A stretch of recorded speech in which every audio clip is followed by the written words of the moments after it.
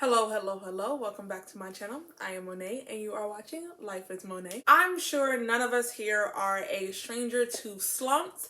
I know that I have had my fair share, and I wanted to come to you guys to talk about some of the books that either pulled me out of my slump or prevented me from going into a slump.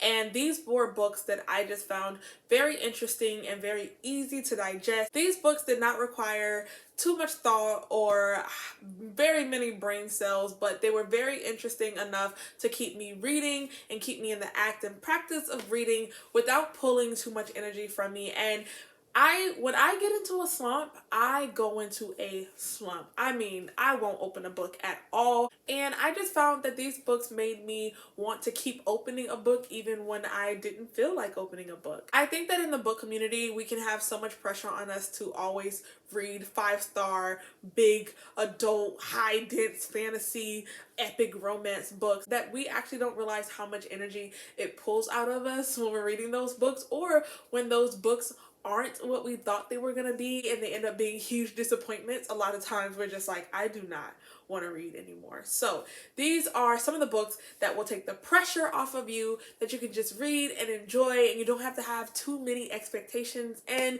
you can just let the books take you away. So first up, that is going to be Warcross by Marie Lu. In this book, we're following this character named Amika, and she is this very high-level hacker. So in this world, most of society is consumed with the idea of this game called Warcross. It's basically taken over as a phenomenon, almost like Fortnite has, or Call of Duty, or Halo.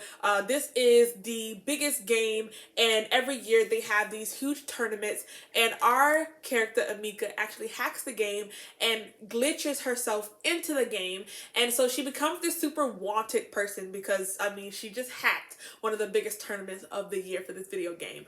The owner of this video game actually reaches out to our main character Amika, and she's afraid. She's like, I just totally broke into your game. Why are you welcoming me to your home? Anyways, Amika travels to meet the owner of this game in Tokyo, and when she gets there, he actually hires her because someone has actually been trying to hack into his game and wreck it and ruin the tournament, and he has no idea who is doing it and why they will want to do it. And so he hires her to actually be in the tournament while also being kind of like a spy for him, trying to figure out which of the players in this game is actually trying to hack the game. While she's there, she has to actually compete within the game, and I just feel like Marie Lu did a really good job of bringing the game to life. I could vividly see the virtual reality that this character was experiencing. The creator of the game actually has all these different technology advances that he's trying to push out. One of them is like a contact that you wear in your eye, and it changes the entire reality that you experience to a virtual reality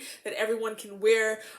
There's glasses, and then there's contact lenses, and it's just super cool the way that the video game aspect is set up. And one of the aspects of this book that I really enjoyed is that the creator of this game actually hires more than just Amika, and he puts all of the people that are trying to spy for him within this game, so she has no idea who's actually working to achieve the same goal as her. And so that just makes the stakes that much higher because everyone is competing to win the actual tournament, which comes with a prize within its own. And then the spies that the owner of this game has put within the game is offering them $10 million each, I believe, or something like that. Maybe 100 million, 20 million. Anyway, there's millions of dollars on the line if they can figure out who's trying to hack the game Warcross. And I just love this book so much. It went by so fast. I really enjoyed the characters. I enjoyed the scenery. The plot was so much more than I expected it to be because, again, I'm just reading this book to read it. I wasn't expecting that much to come out of it. I just remember that this was one of the books that pulled me out of my slump towards the end of last year, and I'm super excited to be reading Wildcard. But even without like reading the sequel to this book, I still just love the first book so much, and it just brings me good feels whenever I think about it. So next up we have Legend, which this brought me back to so much like of what I loved when dystopian books were all the rage. We're following these two characters. One is named June and the other is named Day, and they are polar opposites of each other. Day is kind of like a social miscreant within society. He goes around stirring up trouble, and he's from a poor sector within this world. June is poised to be the new prodigy for the Republic, and June's brother is murdered. And the Republic really wants June to believe that the murderer of her brother is Day, because he is pretty much the most wanted person that they have within the Republic. Although Day has done a lot of different deeds within this society, Day has never committed murder. So June goes undercover to follow Day and to get to know Day and be friends with him so that she can bring him in. However, the more time that June spends with Day, the more she begins to question whether or not the Republic is telling her the truth about the murder of her brother, and it just unfolds from there. I recently read all three of the books. We have Legend, and then there is Prodigy, and then there is Champion, and these were such good comfort reads, and they were so easy to run through. Like, if you've ever read the Shatter Me books, I feel like it's very hard to find a book that's easier to read than Shatter Me. These were not easier, but they're definitely on the same level. But I feel like the plot in here just was really good. And I don't know if I want to read Rebel, which is like the new edition that was recently added to this series, where we are in the future and we follow the little brother of one of the characters in this book. I don't know if I don't want to read that, because the way that this book ended was just, it ended in tragedy, like a bittersweet tragedy, and I love that. Like, I don't want her to go back and erase it. I don't want her to undo it. I feel like the ending of this series was just so bittersweet, and where we see these characters start in Legend and where we see them end in Champion is just highly recommend that if you did like dystopian books when they were really popular, that you pick up one of these books and read them, because again, Marie Lu, all of her books are super easy to read. They are very YA, but they give you so much that YA books just don't sometimes, and I love them. The next book is actually another book that kept me from going deeper into my slump, and that is going to be Scythe by Neil Shusterman. In this book, we live in this utopia kind of world where most of the diseases of mankind have been cured, and we have this AI that is pretty much the new government of this world. Think of like Alexa or Siri becoming like sentient, and they are everything that we need, so we no longer need a president or a government or whatever, because we have Alexa, we have Siri, and it has a conscience and a mind, and it knows all of the knowledge that there is to know from the past and the future, and just, we live in a very peaceful world. And so because we live in this world where everything is pretty much solved for us and we have no problems, no one is dying anymore because we don't have diseases that is making natural selection a thing. And so we have these scythes that go around and they glean people at random. There's really no system, or there's not supposed to be a system. They just decide that they're going to glean someone, which is where they murder them to keep the population of the earth down, to stop the earth from being overpopulated. Because can you imagine all the people on the planet where we still have people being born, but we don't have anyone dying? I mean, overpopulated is a nightmare. So we have two characters, one named Citra and one named Rowan, and they are selected by Scythe Faraday to come and train to be a scythe with him. Now, this is a job that no one in society wants to do. No one wants to go around being the only literal murderers in society, and like literally the only reason that people die, because if it wasn't for you, then no one would die. Citra and Rowan both kind of vow that they're not going to be the one to win this apprenticeship. And so you get to follow Citra and Rowan. And I love Citra so much. I've read 3 books by Neil Shusterman so far. And what I will say is that I love the way he writes female characters, because he makes it a point to establish them in their own independency, and he gives them very well like strong suits. And each of the females that he writes, I just find myself super attached to them, because they are very like badass females that's not going to take any crap. And what I've noticed is that he will always put a female character in parallel with the male character. I've seen that in the 3 books that I've read from him so far. And he always kind of writes a situation where the male character will kind of try the female character or do something to make her uncomfortable. And each female character is like not willing to take any crap from anybody, and they all put their foot down in one way or another, and Citra is like queen bee for that, and I just loved her in all three of these books. I just love a strong female character, and so if you like that, you will definitely get that from Neil Shusterman in a lot of the books that he writes that I've read. I've read the Scythe trilogy, I've read Dry, and I've also read Unwind, which I'm also going to talk about in this video. They again have strong female characters. So sticking with Neil Shusterman, I am going to talk about Unwind now. So in this book, we are in the future where America has just fought its second civil war, and the second civil war was about abortion. We had pro-lifers versus pro-choicers, and what happened was they kind of came to the middle, and they came up with this compromise where when you had a child, you had to keep your child until they turned 13. Between the ages of 13 and 18, you can have your child unwound, which is where they go through this process of harvesting where they break down the child for literally every organ that they have, and they donate them to people who would use it. So that prevented a lot of, like, you know, today we have a lot of organ harvesting that's happening, and it's a problem because people need organ transplants, and there's just not enough people are willing to donate. A lot of people are actually choosing not to be organ donors today. So in this world, we basically got to the point where no one wanted to donate their organs, and people really needed them. So this met everybody in the middle. They weren't stuck with a child forever that they did not want, and also people were satisfied because you weren't actually killing a child, and if they turned 13 or 15 and you decided to unwind them, then they lived on forever because their organs would just go to other people. We're following these children who are supposed to be unwound, but they decide to run away, and when you sign the papers to unwind someone, they are officially government property, and so you cannot take back the unwinding. Like, you can't sign your child up to be unwounded and then you're like, never mind. No. Once you make that decision, they are now property of the US government, and so they will be unwound. And so these kids are running away from certain fate, and I ate it up. Like, I'm not going to lie to you. There were very interesting aspects in this book. We have one character who's super religious, and his family literally made him as a tithe because you pay 10% of everything that you have to the church, and so they had a 10th baby for the purpose of tithing him and unwinding him to the church when he turned 13. We have another teen who is troubled, who honestly probably just needs to see a therapist and to talk through a lot of things because he has anger issues that he doesn't really know how to work out, but the parents just see him as a troubled child. And while they wanted to keep him when he was born, they've gotten to the point where they're just like, you know what, you're too much to deal with, we want to unwind you. And can you imagine, like, when you were going through your teen age and like you were like this angsty, angry, pimply teen, if your parents decided that you were too much to deal with and that they were just going to unwind you? That is just crazy. So I recently read this one too, which is going to be Dry, and I really think that this is a book to pull someone out of their slump because it is a dystopia about Southern California running completely out of water. It's a book that grips you from the very beginning. You're just flipping it and watching the desperation and what people are willing to stoop to when they have no water.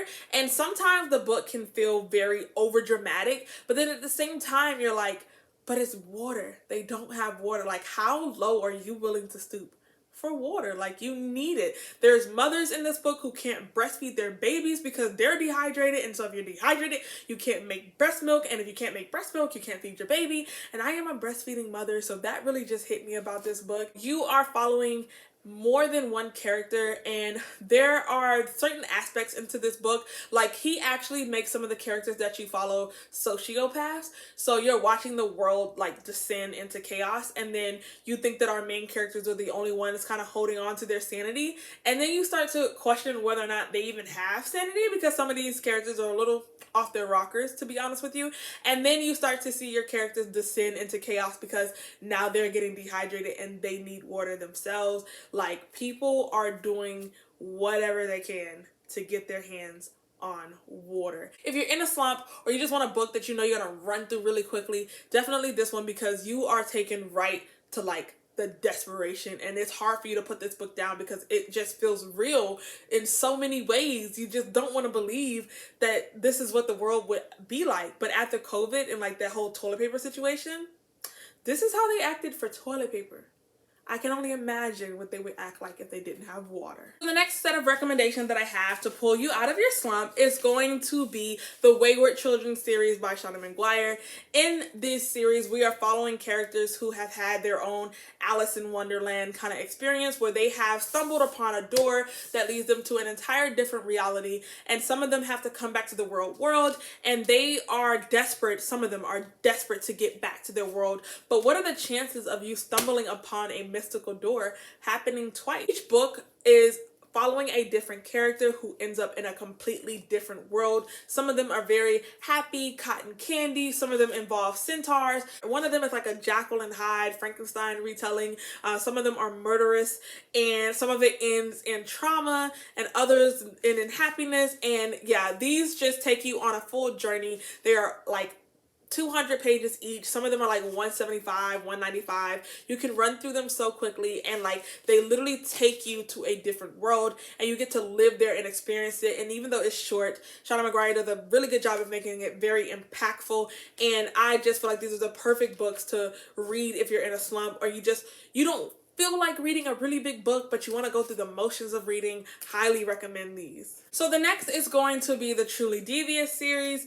In this book, we are following this character who goes to this very uppity, prestigious academy called the Ellingham Academy, and we're following our main character. Her name is Stevie Bell, and at this academy years ago, the founder's family went missing and was literally never recovered, and they were stolen by this person called Truly Devious. And so our main character Stevie is really attached to true crime and unsolved mysteries and murders, and so she attends this school. Luckily she gets in because the school only accepts 50 students per year and everyone's vying for a spot, but our main character Stevie Bell gets accepted, and so she's at this school and she's super excited to start to look into what happened years ago when the mother and daughter of the founder of the school went missing. But while she's there, Truly Devious strikes again, and so now instead of having to look for clues to the past, our main character is also stuck investigating what's happening now,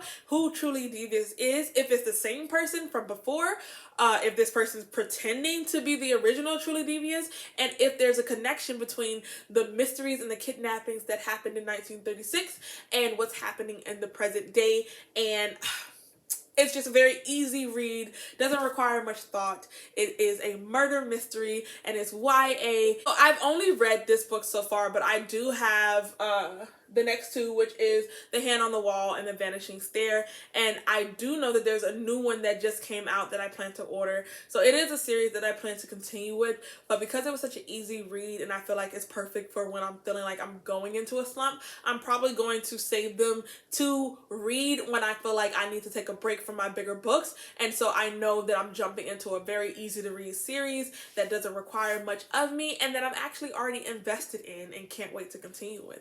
The next book that I'm going to recommend is Vicious. This is a new favorite of mine, and I feel like this is the perfect book to pull you out of a slump and make you read some good writing. We are following two characters, Victor and Eli, and they are college students in past tense, and they have this theory that if you have a near-death experience, you will come back as an extraordinary with supernatural powers. And so they take turns basically trying to kill themselves in hopes that they come back with supernatural powers. There are some people in this book who have died and come back with supernatural powers, but when they come back, they are severely lacking in humanity, and something happens in the past to where future Victor and Eli are out to murder each other. And so you're stuck in the past wondering what happened to make these best friends and roommates turn into basically vicious enemies of each other, and they constantly go back and forth attacking one another, attempting to kill one another, and it's just so messy and juicy, and I just really enjoy being a part of the story. And both of them are villains, so if you're looking for a villain origin story or watching two villains go at it, this is the perfect book for you. This was a ride, and I had not loved a book like this in such a long time. Like, it made me laugh out loud. Like, I was giddy reading this book. Perfect book for a slump. We have Renegades. I actually got this one from my library, and we're also following like a villain. So in this world, we have people who were born with supernatural powers, and they're basically oppressed by people who don't have powers. And so one day we have this character named Ace who rises up and demands that people with supernatural powers be treated with the respect and dignity that they deserve. And he has to topple authoritative governments and systems that basically are built to oppress him. And he pretty much does that. If that's what he has to do to get you guys to respect people with supernatural powers, then that's what has to happen. And so the world pretty much descends into chaos because he really does destroy governments and police systems and basically everything in this book, everything in this world where they live has descended into chaos, and villains are rising up, and crime gangs and bosses are rising up. And so Nova is pretty much on the side of the bad guys. We're also following a character named Adrian, and Adrian is the son of the most famous superheroes, the Renegades, who are now acting as like the government within the society. So the new government are the superheroes, and he is out to bring justice to the world. And him and Nova are on the same team, but he has no idea that Nova is actually a villain pretending to be a superhero, hoping to take down all of the Renegades in the name of her dead family members. And while this book is chunky, it's actually a very easy read. This is another book where I've only read the first one in the series, but there are 3. And so I'm looking forward to seeing what happens in the next books, but I do think that this is another good book to read when you're in a slump.